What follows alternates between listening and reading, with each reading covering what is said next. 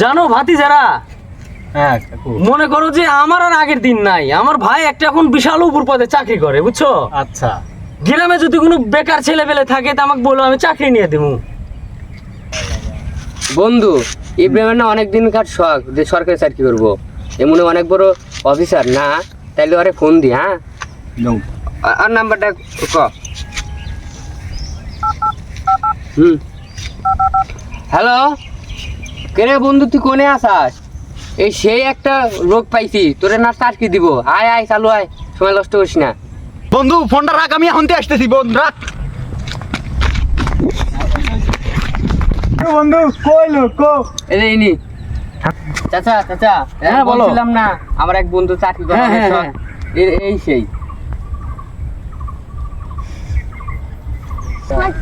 ওই এই ছেলে একটা চাকরি বাকরি হবে, ঠিক আছে?